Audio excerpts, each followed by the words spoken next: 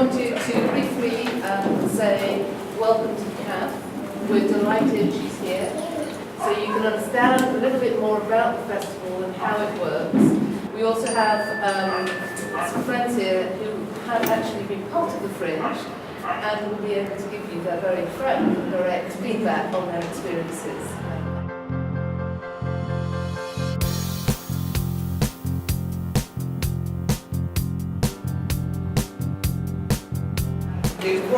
The most important thing about the Fringe is that it's not curated. It doesn't have an artistic director. There is no overarching creative vision for the festival. It's predominantly an English language festival. Of course, it's predominantly made up of companies from the UK, but about 15% of it is international. There were 47 different countries represented in 2012, so it is an international festival too. Every young person who wants to make a career in the theatre, in dance, in music, in cabaret, they should be here, testing out their wares, learning from seeing what other people are doing. British Council works with the Fringe on an industry development programme, so we invite producers and programmers and people who are interested in engaging with the festivals in a professional capacity. Fringe is so important. Because it gives breaks to young artists and young performers coming through. I think the Fringe is vital because it stimulates new work.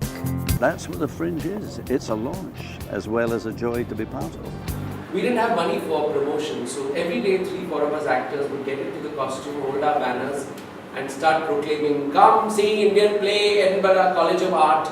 Something we'd never ever dream of. I mean, we'd be appalled that we had to do it in Bombay or Delhi.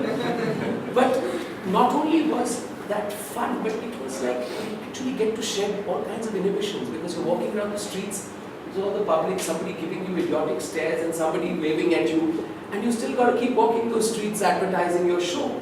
Just to give you an idea as to how weird the festival is, one of the shows was a piece called Whale Song, which involved a flautist playing in Bombay, a cellist playing in a field in Kent, and they are playing together while a poet recites poetry. Yeah, so that's the show that got built, and it got built because the Fringe invites dreamers.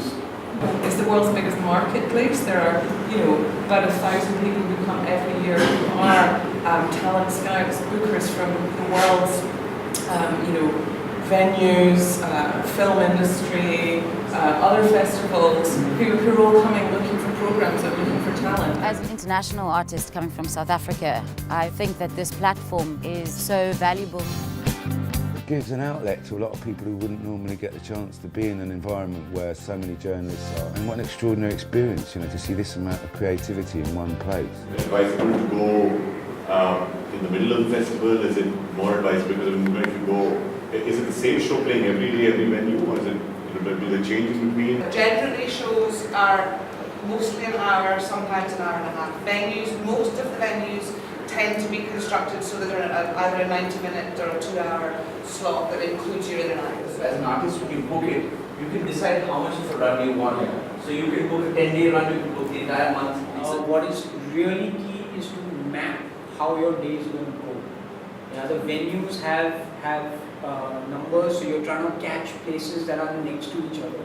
So a show can start at 1, finish at 1:55, and you can be watching a show at 2. If a group is to go there, you need to think about the kind of support that you need in terms of sponsorship, about your accommodation.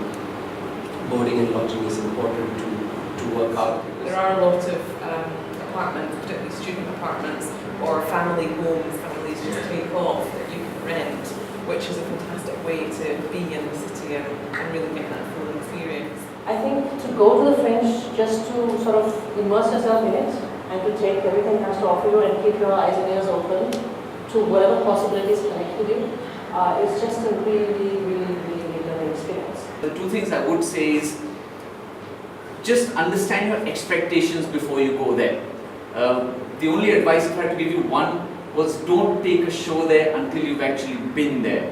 To understand exactly what goes on, what are the costs involved, what do you have to do for PR, what does it take to get an audience in, what is the entire experience like, because there are 2,600 shows a day You have to try and get your people to come to your show as opposed to the other 2,599.